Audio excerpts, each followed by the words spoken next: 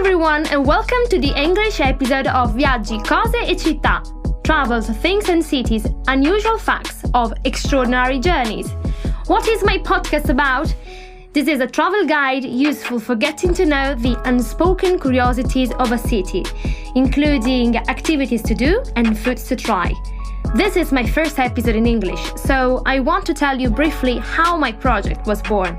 I am a person who loves traveling, discovering new places and learning new culture. But I'm not satisfied with the classic tourist guides. I like to go deep off the beaten track and find out unusual curiosities typical of a city. For this reason, I organize a podcast with my traveling friends to tell you about our adventures, culture shocks, and fun facts, living in 1,000 of different places.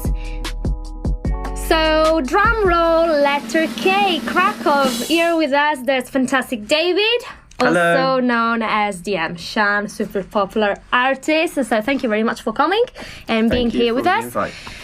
He's going to talk about Cracovia, Yes. also known as Krakow, this beautiful city in Poland. I have been in Krakow twice. I remember it to be a beautiful city, and I went there when it was winter, so I was freezing most of the times. And I visited, the centers and the places nearby. But I think you can tell me more about it because you have been. Well, as soon as you've there. been twice, I can ask you if I don't remember something. Yeah, of course. You can help me out. So, can you please tell us what are the main attractions we have to see apart from the classical touristic ones? Oh, definitely. So, one of the main obviously there's the main attractions. They're all in the city, like the dragon, the Iron Dragon, where you actually pay from your phone just a few zloty and it spits fire. No This way. is something that not a lot of tourists know, but the locals will know about it. And I had no idea. That's beautiful. yeah, because me and my friend thought it just went off randomly. It just spit fire randomly, and we were just waiting, and then a guy just told us, "Oh no, it's you need to pay. Okay. You need to pay online." No, but one of the places that is not very known about by tourists, and it's not exactly in the city. I actually have to read here because I can't pronounce the name properly. It's Kosciuszko Mound, and basically it's an abandoned castle, but like monastery castle where monks used to go and pray and stuff. In fact, there's also a museum, a wax museum of George Washington and the American Revolution, independence. Yeah. And I thought it was strange, and apparently it's because a lot of Polish volunteered with the Americans against the British. I had no idea. Yeah, no way. That's so strange. I never read any book actually about this. I was clueless. I didn't know what the hell George Washington was doing in Krakow, and now I know. Now you know. Okay. And sorry, I'll just say that from this place though, there's a huge hill, and there's a very great view of the city. You can see the stadium and the whole skyline, and you can eat pierogi, which I'll get to later. It's very beautiful. Okay, so a good panoramic view. I also remember, which is not actually near in Krakow, but nearby, the so-called Wieliczka mines. They're made of salt. I don't know if you ever been there. Yes. But once I've been there, the guy told us to try it. So to test if it was really salt. So it was like weird, lick the rock and test if it's salt or not. So was it salt? Yes, it was. Okay, thank God. And what can we do fun things to do in Krakow?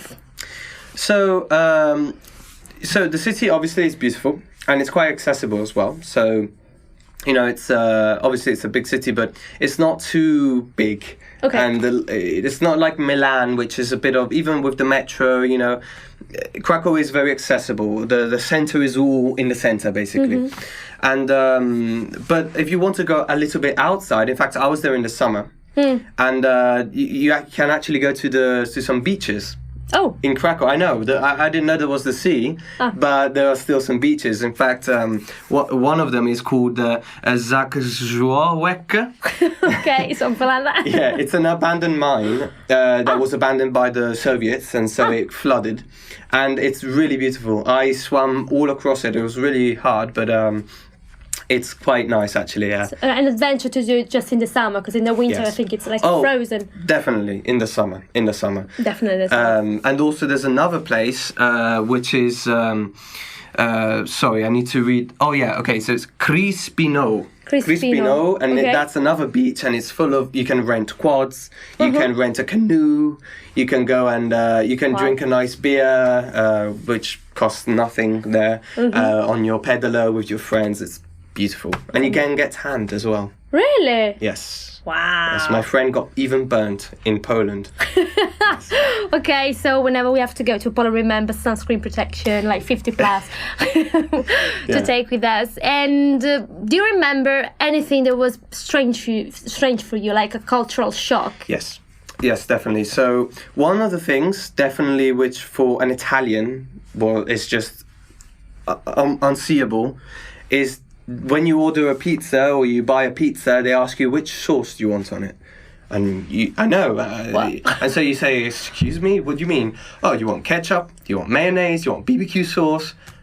Instead of tomato sauce? No. They'll give you a pizza and then just spread ketchup on it. And I was just like, why would you ruin a perfectly nice pizza? Although, Polish pizza, but still, good-looking pizza with barbecue sauce. So it was like very shocking for you to... That was literally shocking. I was in shock when I saw that. I could tell. Well, but I think they have also some advantages in the Polish cooking. Can you tell us some dishes or some... Yeah, definitely. I have to say Polish cuisine is very underestimated. So pierogi is the one I mentioned before. Very good. It's a Russian pierogi, which it's Russian. Like a Russian recipe, more or less. I don't give the credits to anybody. It's delicious everywhere. It's delicious. And there's places in Krakow in the city where you can get it as a wok. And so you can, just street food, and they give you a little box and you eat it with your... it's just amazing. It's really good. And also...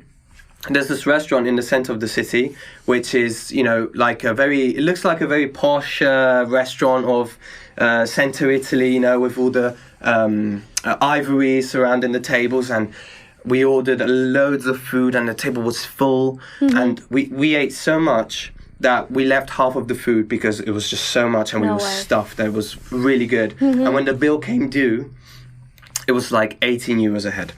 With drinks 18. and everything, 18 euros a head. Wow. It was delicious. So definitely cuisine in Krakow is underestimated in Poland. I remember also eating beetroot soup. Yeah, Borscht, or how is it called in Poland? I don't know. It was very good, and also like very other potatoes were really good. So wasn't my cup of tea, but I do remember they liked it a lot. Yeah. Okay. Do you remember any funny words that you had to learn while you were living there? Yes, definitely. So one of them is kurwa, which they use in every sentence. So basically, it's a swear word. Basically, it's well, let's not translate it, but it's just people can imagine what I think. Yeah, it's like a way of you can say it as to frustrate, in frustration. You can say in frustration, but also there's a difference, because I knew that in Russian to say cheers, it's Na zdrowie. Na zdrowie, okay. Well, in Poland they don't say that. They say na zdarowie. I thought they made a mistake, or that I remembered. I didn't remember correctly. Wrongly, yeah. But yeah, there's a different languages, so most of the time, it depends on with whom you are cheering about what exactly. But yes, it was very nice. So, okay, David, thank you very much. I think you explained almost everything about your experience of 6 months in 07. 4 months. 4 months, okay, yes. In Krakow. And the last question I'm asking you is, what did you take home from this experience? Well, definitely I underestimated the East generally. I thought that the beautiful European cities were in the West, but that was a pearl, I have to say. Krakow has a special place in my heart. And and I really want to go back, and I advise anyone listening, you definitely have to visit Krakow. it has to be on your to-do list. Yeah, definitely. And one last thing I want to add is also nearby Krakow, there is the Auschwitz concentration camp. I don't know if you've been there. So it's also an occasion. If you go to Krakow, you visit Krakow, you go to the salt mines that I visited, you do this canoe trip, as David mentioned. But I think it's worth value to go and for half a day to see Auschwitz Museum, because it's really inspiring, and I think it leaves you speechless, but it's like an experience you have to do in life. Yeah. Okay, so thank you very much, David. I really appreciate it. It was amazing, and thank you guys for being with us. If you want to see today's episode, you can find it on my YouTube channel. If you have any curiosity or question, or you want to participate as a guest, get in touch with me on social media or by writing an email to Viaggi, cose, città @gmail.com. See you next week with another episode of Travel, Things and City podcast. Bye!